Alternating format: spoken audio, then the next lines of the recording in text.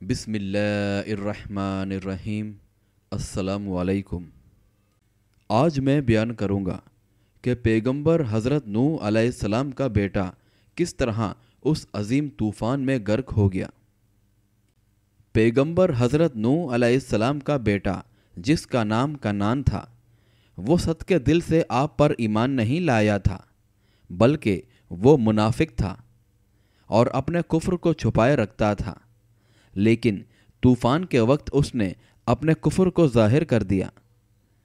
حضرت نوح علیہ السلام نے کشتی پر سوار ہوتے وقت اس کو بلایا اور فرمایا کہ میرے پیارے بیٹے، تم کشتی پر سوار ہو جاؤ اور کافروں کا ساتھ چھوڑ دو۔ تو اس نے کہا، میں طوفان میں پہاڑوں پر چڑھ کر پناہ لے لوں گا۔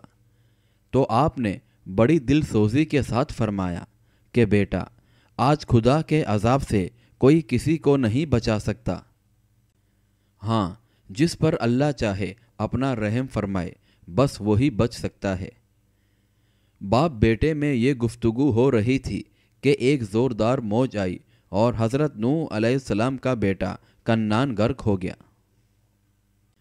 اور ایک روایت میں یہ بھی آیا ہے کہ کنعان ایک بلند پہاڑ پر چڑھ کر ایک غار میں چھپ گیا اور غار کے تمام سوراخوں کو بند کر لیا، مگر جب طوفان کی موج اس پہاڑ کی چوٹی سے ٹکرائی تو غار میں پانی بھر گیا، اور اس طرح کنعان اپنے بول و براز میں لت پت ہو کر غرقاب ہو گیا۔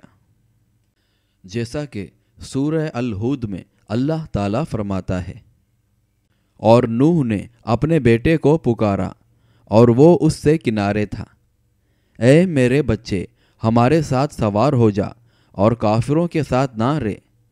وہ بولا، اب میں کسی پہاڑ کی پناہ لیتا ہوں، وہ مجھے پانی سے بچا لے گا۔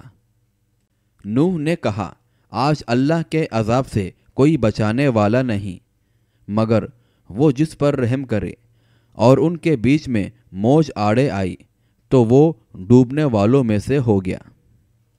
بہرحال بیٹے کو اپنے سامنے اس طرح غرقاب ہوتے دیکھ کر حضرت نوح علیہ السلام کو بڑا صدمہ و رنج پہنچا۔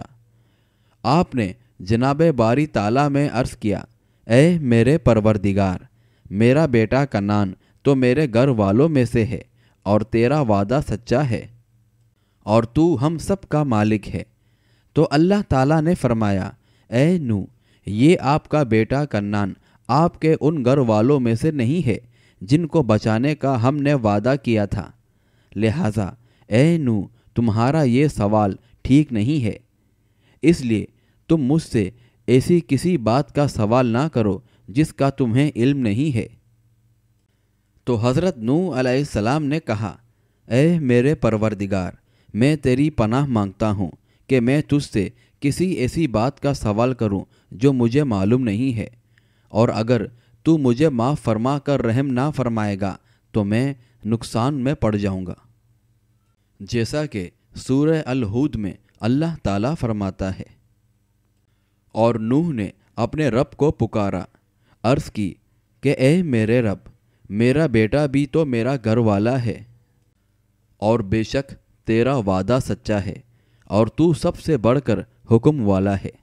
فرمایا، اے نوح، وہ تیرے گھر والوں میں سے نہیں، بے شک اس کے کام بڑے نالائق ہیں۔ تو مجھ سے وہ بات نہ طلب کر جس کا تجھ کو علم نہیں، میں تجھے نصیحت فرماتا ہوں کہ نادان نہ بن۔